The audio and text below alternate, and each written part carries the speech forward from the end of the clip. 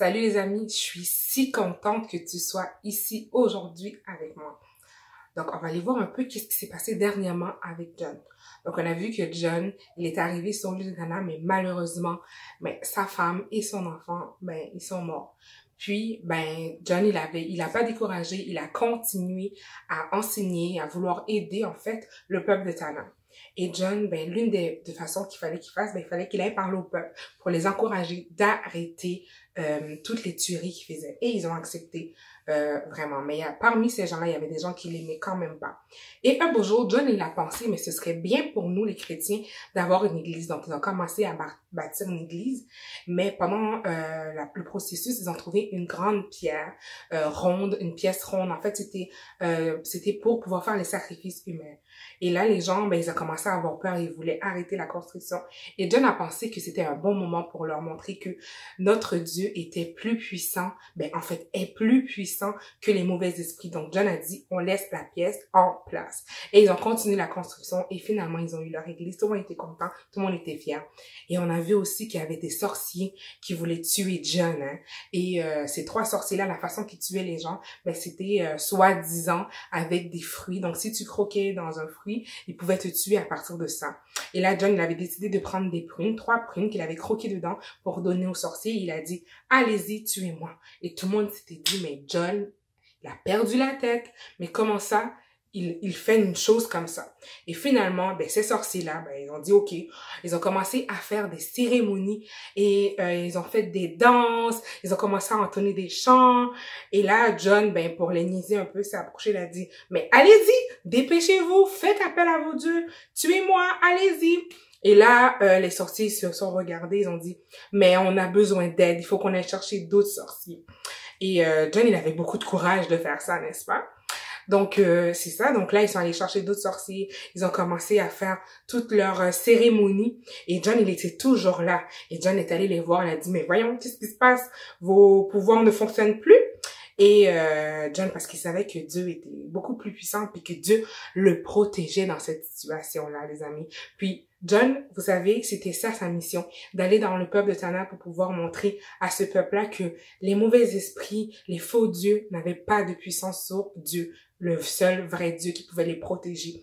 Donc, c'était un peu son devoir de faire ça. Puis Dieu, justement, lui avait donné cette courage-là. Mais tu sais, nous, on doit pas jouer avec ça. On doit pas jouer avec les mauvais esprits. Hein? On doit faire attention à ça. Puis même Dieu, il va toujours continuer à nous protéger, peu importe si on fait face à des situations difficiles. Puis John, justement, c'était un moment très, très, très difficile pour lui avec tous les sorciers qui voulaient le tuer, mais il a gardé son courage. Et ils ont dit, mais John, parfait, d'ici dimanche, t'es mort. Et là, John est comme, OK. Donc là, le dimanche est arrivé, John s'est habillé et il s'est mis en route vers le village des sorciers.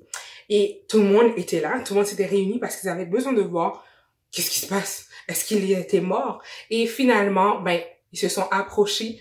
Et là, ils ont vu John qui arrivait en marchant, mais il était en pleine forme. Et tout le monde n'en revenait pas.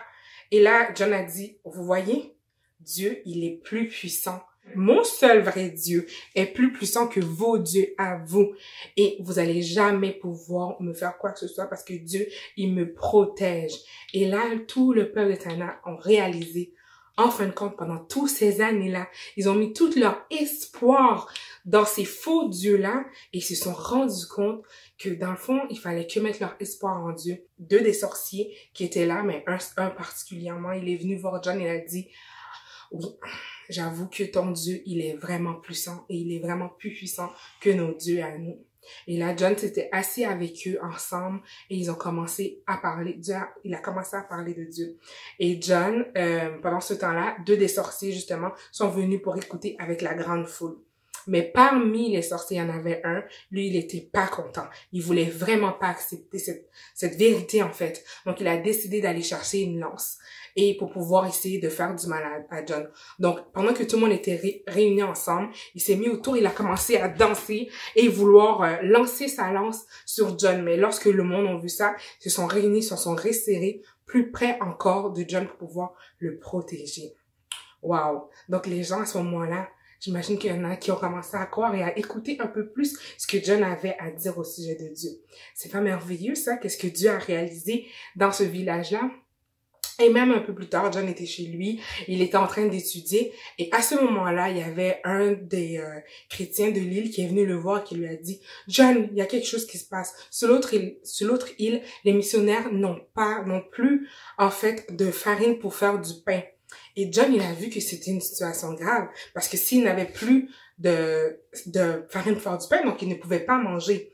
Donc John a considéré la situation, mais lorsqu'il a réalisé aussi que la mer était quand même assez houleuse, puis c'était pas le bon moment de prendre le canot, mais il fallait absolument aider les missionnaires de l'autre côté de l'île. Donc il a attendu, il a attendu jusqu'au matin, et il est allé expliquer la situation au chef noir qui était là, qui était le chef où est-ce qu'il vivait. Et le chef, il lui a dit, oui, John, moi je vais t'accompagner jusqu'à l'autre île, et on va aller avec toi avec quelques hommes. Donc c'était une bonne nouvelle. Donc John, il a pris une cruche, il a mis la farine qui était si précieuse dedans, et il a recouvert, et il a pris cette farine-là, ils ont embarqué dans le canoë, et il a mis la farine vraiment bien au milieu afin d'être bien protégé de toute vague et tout. Donc, ils ont commencé à ramer, à pagayer sur l'eau avec quelques hommes qui étaient avec eux. Et à un moment donné, les vagues commençaient vraiment à être fortes.